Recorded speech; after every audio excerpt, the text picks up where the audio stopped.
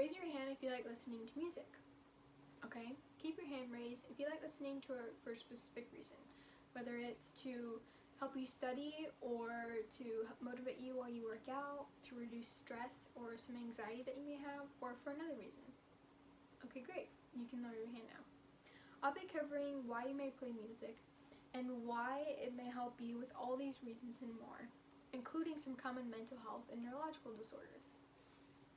According to the Anxiety and Depression Association of America, anxiety disorders are the most common mental illness in the U.S., affecting 40 million adults in the United States, age 18 and older, or 18.1% of the population every year.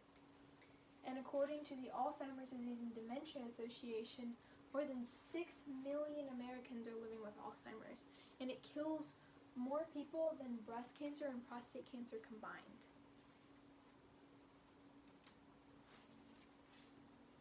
Today I'll be giving you more information on how music affects you psychologically, or with your brain, physiologically, or with your body, and spiritually. By the end of my speech, you will know how the effects of music can be used to improve your life.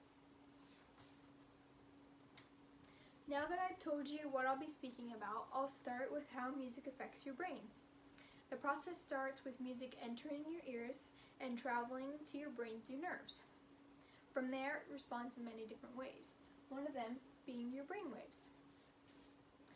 According to the article, Music in Your Body, How Music Affects Us and Why Music Therapy Promotes Health, strong beats and music stimulate brain waves, which then become in sync with the beat of the music. Faster beats can give you a sharper concentration and more alert thinking, while slower tempos or beats can encourage a calm or meditative state. Within your brain, music can also affect your personality. This is where it depends more on the type of music that you listen to. All genres can affect you, but many do in a certain way. In the article 6 Ways Music Affects Your Brain, it talks about how jazz, for instance, leads to listeners being more creative, outgoing, and having a high self-esteem, whereas rock, those listeners typically have a lower self-esteem, but they're also known to be creative as well and gentle.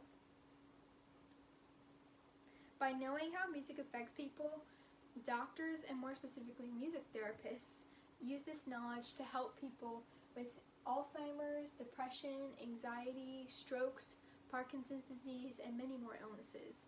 Oftentimes, they're mental or psychological illnesses.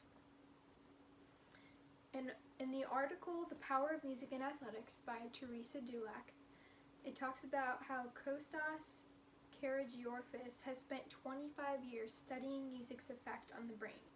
She says that when the brain is listening to music, it lights up like a Christmas tree. It's an ideal stimulus because it reaches parts of the brain that can't easily be reached. Now that I've told you how music affects your brain, I'll tell you how it affects your body. After your brain receives the message that you're listening to music, it tells your body what to do accordingly. In the article, Music in Your Body, How It Affects Us and Why Music Therapy Promotes Health, it talks about how after your brain waves are affected, your heart and your breathing rate are affected accordingly. Faster brain waves from an upbeat song leads to faster breathing and heart rates, and it's vice versa for lower paced songs. Music has also been known to lower your blood pressure, which can reduce the risk of stroke and other health problems. Music has also been found to boost your immunity, reduce your pain by reducing stress, and increase your athletic ability or your endurance levels. Referring to the article by Dulac, it increases this ability by boosting your mood, increasing your confidence, and improving your muscle control. It preps the brain for action, and it blocks out other distractions, like if you're breathing heavy or you're feeling fatigued. Yoga teacher Linda Maytree Connor says it best when she pointed out that it's like adding a pinch of salt to a dessert or a pinch of sugar to a red pasta sauce. It brings out the taste rather than detracts from it. Now that you know how music affects your body, let's address how it affects your soul or spirit. This part ties the mind and the body together. When you become relaxed and less stressed because of the music that you're listening to, your soul can also become relaxed and at peace as well. In the article, The Power of Music, it mentions how Ruth Ann Ford says music can touch the soul, lift the spirit, and create inner peace. Music can set a mood, harmonize the mind and body, and assist in the healing process. This is when you can start to feel a type of high or a bliss of contentment. It can also bring you closer to your religion or God. This can be done with lyrics in a song, or if the song was inspired by or made for a religion. Now that you know how music can affect you, mind, body, and soul, I'll move on to my conclusion.